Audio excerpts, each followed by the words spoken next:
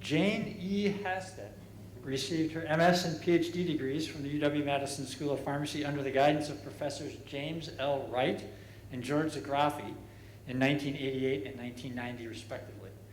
Currently, Jane is the Managing Director of JDP Pharma Consulting.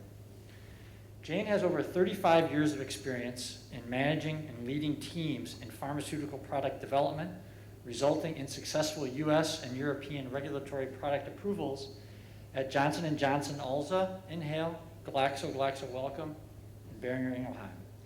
Her experience includes leading physical chemical characterization and CMC development activities, spanning early drug product development through product registration and launch, as well as lifecycle management. Jane has supported the development of oral, transdermal, oral controlled release, and inhaled drug delivery dosage forms. Jane holds adjunct faculty positions at the UW School of Pharmacy in the Division of Pharmacy Professional Development and the University of the Pacific Thomas Long School of Pharmacy and Health Sciences. Jane has supported the June Land O'Lakes conferences for many years and chaired the conference multiple times. She recently collaborated with the Division of Pharmacy Professional Development to design and launch an online graduate course on the drug development process. Please join me in congratulating Jane Hasted as a Class of 2021 Citation of Merit recipient.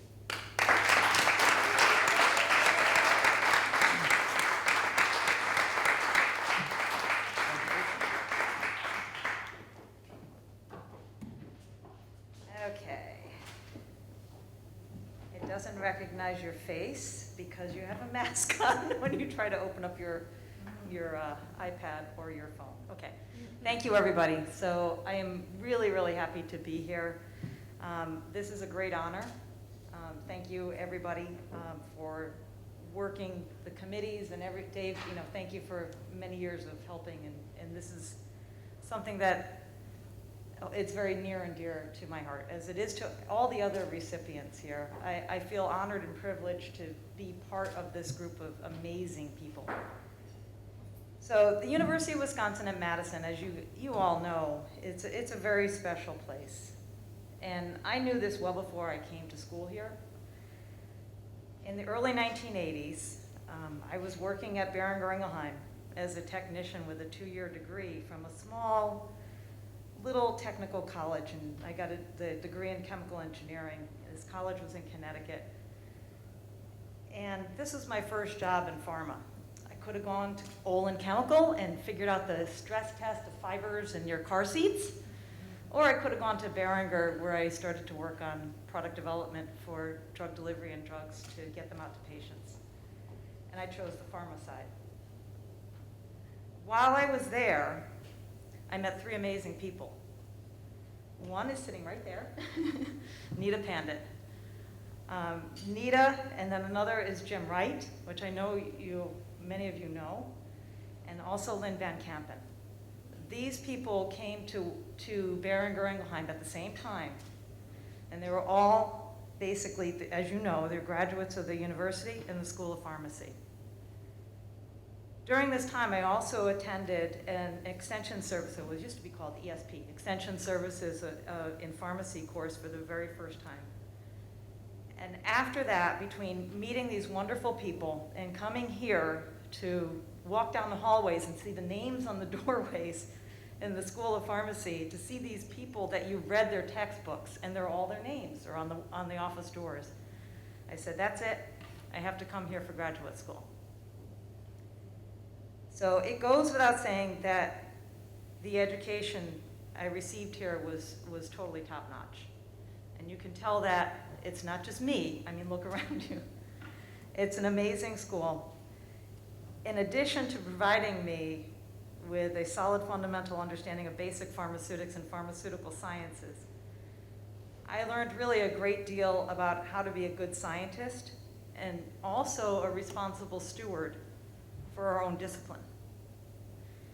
And over the years, I learned not only from my academic and professional family, but from my lovely personal family, and there's a bunch of them sitting over here, my little cheering squad, a few important lessons.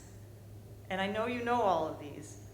but I wanted to just give you a couple of things that I learned here that was besides the science.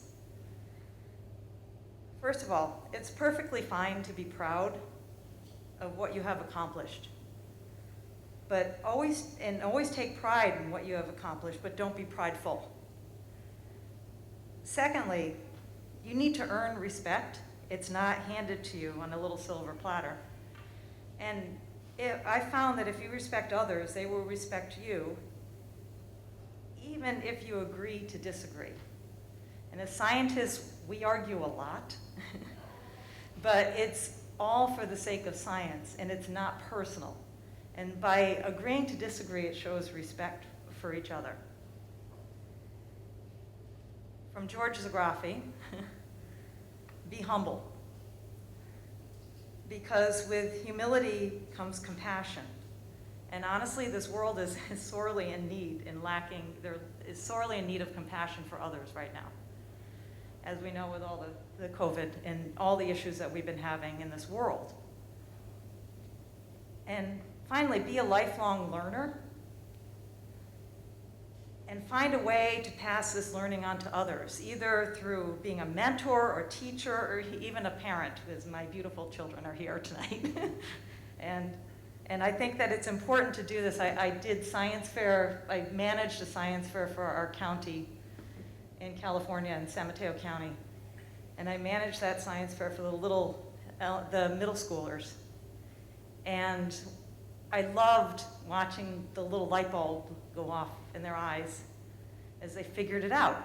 We taught them the scientific method, design of experiments, and the whole, how do you write an abstract all the way to your conclusions. Some of those kids actually write better posters than I've seen because they actually took it all to heart. And what I found was the young girls, if you get the young girls in that age in middle school, it's important for them to be nurtured. Because if you don't get them there, then in high school, they shy away.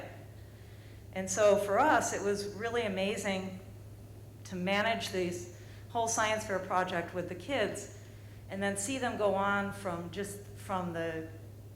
our own district to the county, to the state, to national science fair. And we have followed some of those kids through the years. Amazing graduates, PhD, postdocs, and how did they get into college? They showed their science fair projects. And so what I'm saying is that basically, make sure that you figure out a way to pass it on. So in my opinion, also, all human beings during their lifetime, they strive to do something that matters to others. And it brings purpose, really, to all of our lives. So receiving this honor actually makes me feel that perhaps some of the little work that I've done through the years and the path that I've taken has provided some value to my peers and my discipline. And therefore, maybe along the way, I've helped some others, including even some patients, I hope, that I've helped. Because when you're in the pharmaceutical industry, you feel so disconnected sometimes from the patients. And I can see, that when you're interacting with patients, I think that that's very important. But as in the pharmaceutical development section, you're coming up with the medications. And to see and hear back from some of the patients, I think, is very important. And at Glaxo, I remember coming up with, the sumatriptan and ondansetron, migraine medications, and then for nausea associated with chemotherapy. Those patients would write us letters, and they made you feel like you were actually doing something to help. Because you're in the trenches, in the lab, coming up with these things. And I thought that was one way to know that you actually are providing something to others. So one other thing that my father-in-law, who's sitting over here, is a Wisconsin graduate. He got his PhD here in Madison a little bit ago. He reminded me that with the family, we have 10 Wisconsin degrees with this family. And he said, sadly, that's more degrees than grandbabies. No, keep telling them all the mommies are too old. But anyway, thank you for this honor. Thank you, everybody. I feel very honored to be in this company, and I don't know what else anybody could ever ask for, but this. And the university is a great place. And go Badgers!